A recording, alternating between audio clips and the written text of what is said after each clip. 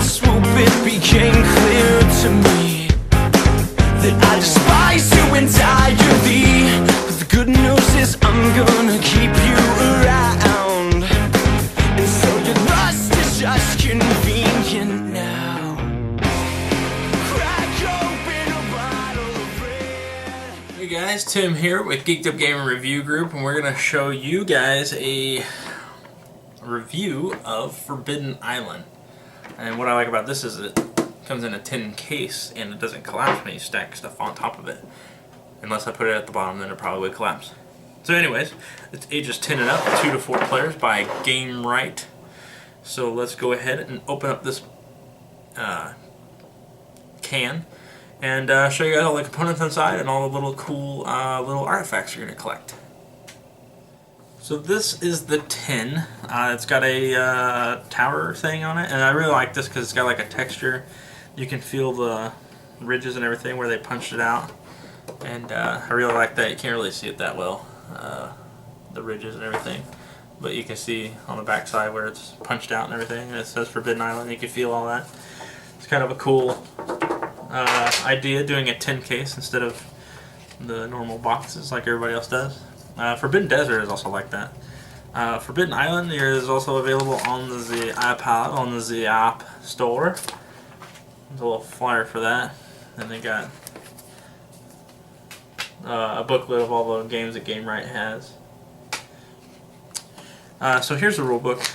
Forbidden Island shows you the diagram of how to set everything up, and your pawn movement, stuff like that, and how the cards work, and how you're going to flood stuff over. And then Game Right's tag right there. So this is the inside of it. This usually lays on top, but to make the lid actually snap on, I put it down on the side. And this is our water level, and then there's a little thingy that goes on the side of it. It's plastic that's right here. And if you want to start on easy, then you go there, but if you want to start on legendary, you can go all the way up there, and then every time you get a flood card, you're quicker to die. So that's that. And then they have these cool little artifact pieces. So you got like this lion with wings, you got this crystallized flame thing, and then you have a gauntlet that kind of looks like it's got tentacly, kind of looks like fish scales and tentacles and stuff. And then you have this globe type thing with some symbols on the side, and it's broken on the other half. And then we have the draw deck here, and this is going to have your helicopter lift, water rise cards, and then these cards you have to collect 4 of them before you can collect an artifact. And then you have your character cards, which there are 6 characters. There's the messenger, the explorer, the navigator, the engineer, the diver, and the pilot. Now they're all going to have different abilities. We'll go through those here in a few. Then we have all the pawns here. Now the game is easier with more people than it is with only 2, and I usually play with 2, and we have beaten it 1 time on legendary. Here's the tiles that build your map.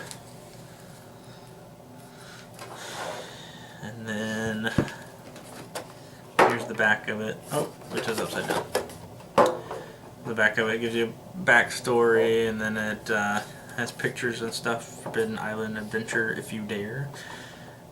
Game Right Games. So we'll go ahead and show you how to set it up, and I'll show you a small short tutorial on how to play the game. And I won't be able to go through the whole game because it would take a while, but I may do a playthrough with Anna in the future. So we'll go ahead and show you how to set up the tiles. And alright, so this is how you start the game. I pick the diver, and then I have another person that's a pilot. So you pick your people, and then you start on your designated places, which will have an icon in the corner where you start. So the black pawn will start here at Iron Gate. He will start at Fool's Landing. we're going to play on Novice. We're going to be at level 2. Each character or player is going to get 2 of the orange deck cards, which I don't remember the name of them, and we're going to play this face up, and I got 2 sandbags, which is awesome. And then my pilot has 2 artifact cards. Now we have to collect 4 of these to collect the actual treasure, and we have to be on the tile.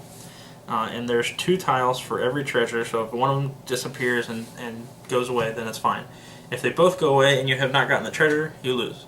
If you've gotten the treasure and they both go away, then you're fine, because the treasure will be in your bag. So I have 2 sandbags, which is going to be really cool for me to use when I need them. So for my action, I'm going to go first, and your player action, there should be player action cards, so they're actually on the flip side of your character card. So what you'll do is order of play is take 3 actions, and those actions are move, shore up, give a treasure card, or capture a treasure, which is on the card. So, and you cannot move diagonally unless you have the character that lets you do so, and I don't remember which one that is. I think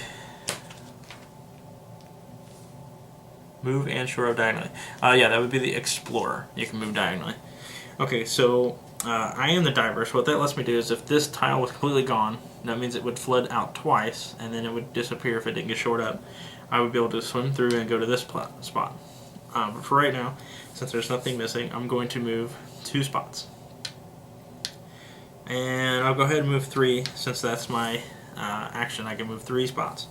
So you can either move 3, so it'll be 1 action, 2 action, 3 actions, which is all I can do. So that's what I'm going to do. And then that would end as far as my turn. And then we would take 2 cards off the flood deck. We have Phantom Rock and Dunes of Deception, which happen to be right next to each other right here. So these are going to flip over. Now these are considered flooded. The only way you can get them unflooded is to shore them up and be adjacent to them.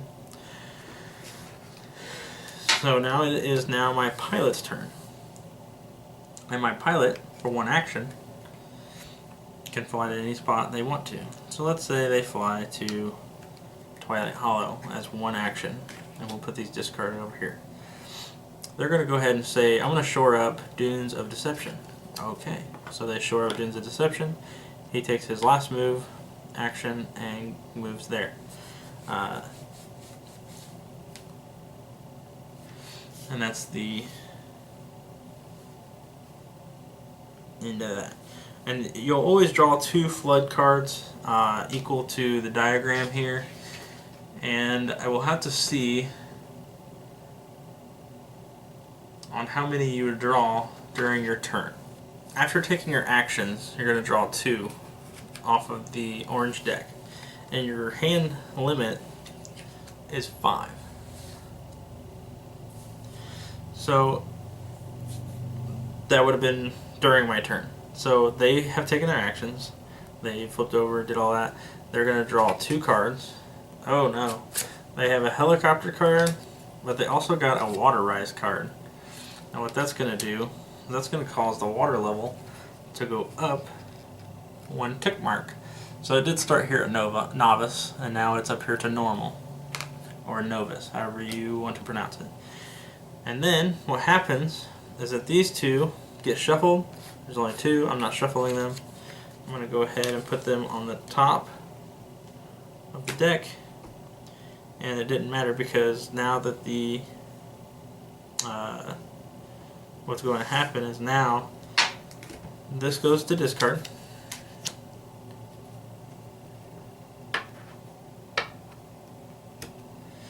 And then we draw 2 off the top, which is Phantom Rock and Dunes of Deception. Now Phantom Rock disappears, it's done, it goes off, and now Dunes of Deception will flip over, but does not harm the character that was there.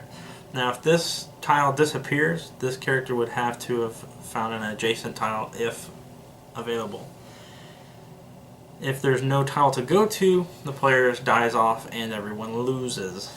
Or you can just keep playing without them and see if you can make it. But usually we just end the game there and start over because we don't want anybody to be out and have to wait. So now it is back to my turn. Now I will take my 3 actions. I'll move 1, 2, and as my 3rd action, I'm going to give a treasure card to my partner. So they're still at 4, so they're still within the legal limit. And then this I can play in my sandbags, and what that does is I can play any time, does not count as an action. Discard the treasure card, pile after use. So it will go here, and then I will shore up the one that we are on in case a water rise card ever comes out again, and we're still on it. I don't want us to. Well, we would just go to an adjacent spot, but just to keep everything afloat, we'll do that, and then we'll go ahead and pull 2 flood cards. So we have the Iron Gate and Whispering Garden. So Whispering Garden and Iron Gate. So now it will go to my other player. So basically what's going on is you're going to keep going and going and going, and you're going to try and keep tiles flipped over with the color side. You'll know that they're flooded when they're blue. And you're trying to get the treasures at the same time while these are flooding over. Now this game is really complex, and it's really good to communicate to your other players. And the more players you can play, which is 6, if you can get all 6 players, everybody's abilities are really going to help out. And the game will go a lot smoother. Now when you play with all the people, I would suggest playing on Legendary. Playing with 2 people, I'd probably keep it at normal and elite.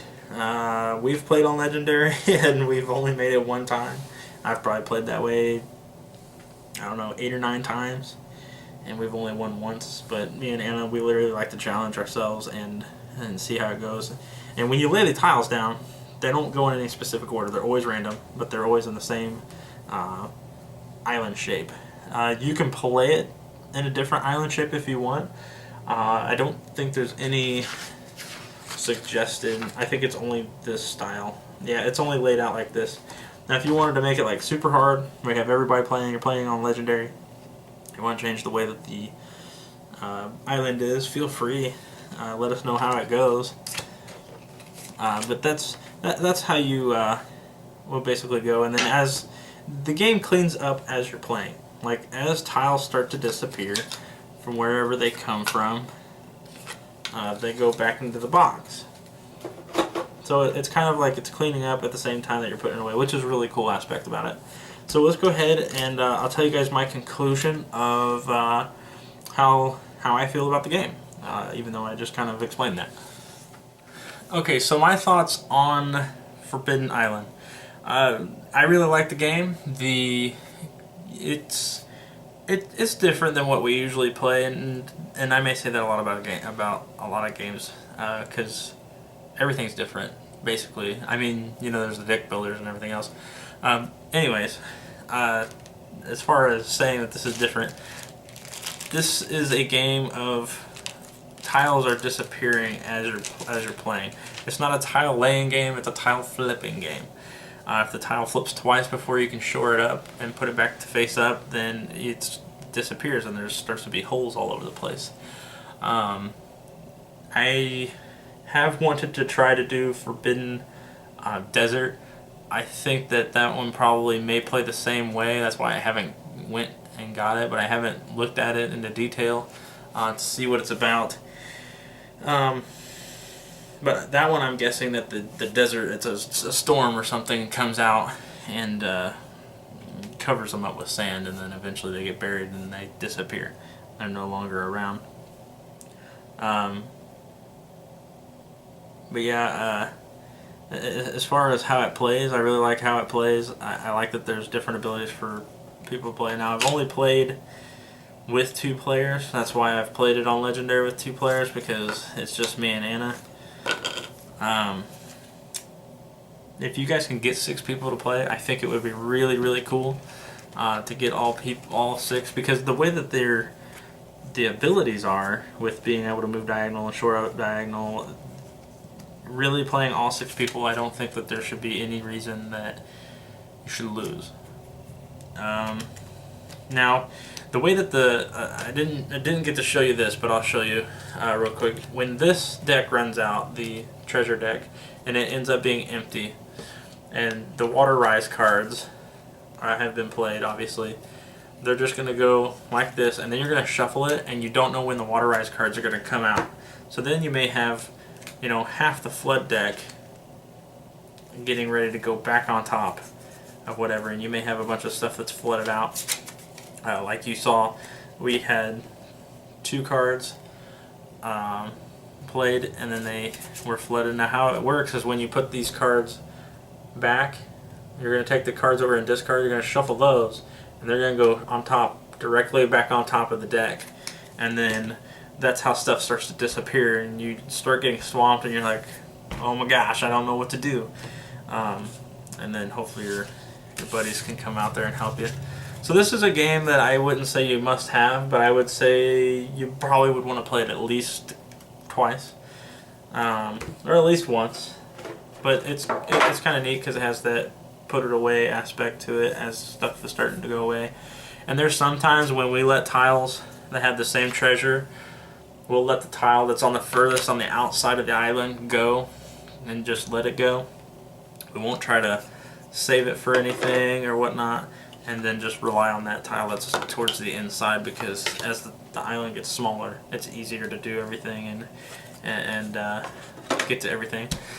So I'm Tim with Geekedupgaming Review Group, and this is Forbidden Island. So check out Forbidden Island and Forbidden Desert, and anything else that's forbidden. If there is, let us know, because I don't know anything else that's forbidden.